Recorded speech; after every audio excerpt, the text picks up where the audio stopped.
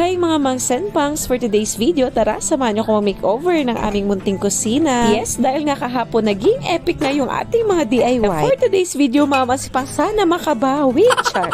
At after nga namin magapunan dyan mamas pas ay syempre hinugasan ko na talaga itong mga pinggan namin. At every time kasi mamas pas na may gagawin nga ako mga DIY or magmi-makeover, mas gusto ko yung medyo hindi nga makalat. Kasi sigurado talaga na after ko nga mag-DIY ay naku mamas pangs doble-doble talaga ang kalat. Mas yun minsan mamas pas tinatamad na talaga ako. Kaya after ilang hours ko na naman siya gagawin ulit. O diba? Kayo rin ba? At anyway mamas pas balikan na nga muna natin itong ginagawa ko. At kung naalala nyo pa mamas pas last time, nabanggit ko dun mamas pas na ay naku nagsilaglaga na talaga ang wallpaper foam brick sa side na to. Tiyero nga siya mamas pas kaya hindi talaga maiiwasan nga hindi talaga mag-moist. Pipinturahan ko nga sana mamas pas pero ay naku nagdadalawang isip talaga ako. Kasi napaka-messy ko talaga mamas pas pagdating nga sa pintura. Ay wow, napa-English ang mags for the go.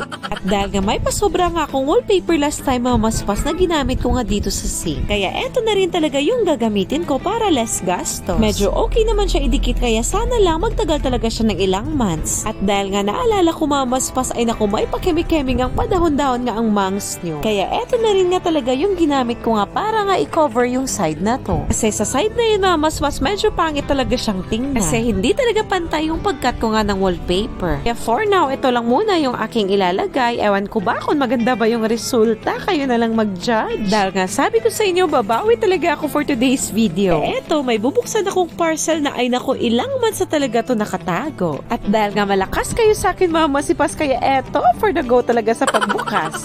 Alam niyo ba mga maspas, nakikita ko lang talaga to sa mga mami vlogger. Yung kusina talaga nila mga maspas ay naku may pailaw effect talaga. At totoo pala talaga yung sinabi nila mga maspas ay naku napakaganda talaga. Eto palang na-order ko mga maspas na LED light is 50 cm. At yung color niya mga maspas is warm white. May kasama na rin siyang cord na i-charge mo nga sa power bank. At kasama na rin pala sa package etong tatlong maliliit na mga magnet adhesive. Kung na-observe nyo mga maspas dito talaga sa kusina namin, wing nagva-vlog talaga ako ay naku medyo hindi talaga maliwanag. Medyo kailangan ko pa talaga na itaas talaga yung brightness ng phone ko. Tingnan niyo naman yung max, so ay naku may palipat-lipat pa talaga ako ng ilaw dyan. Kasi parang hindi ko pa talaga alam kung saan ko ba talaga to ilalagay. Pero parang feel ko mamasipas ay naku dito na talaga to. Final na talaga to. Nahihilo na rin talaga ako mamasipang sa palipat-lipat ko nga. Pero finally mamasipas, hay salamat, naidikit ko na rin talaga. As if maghuhugas-hugas na rin nga tayo ng ating kamay nga dito sa ating pailaw effect.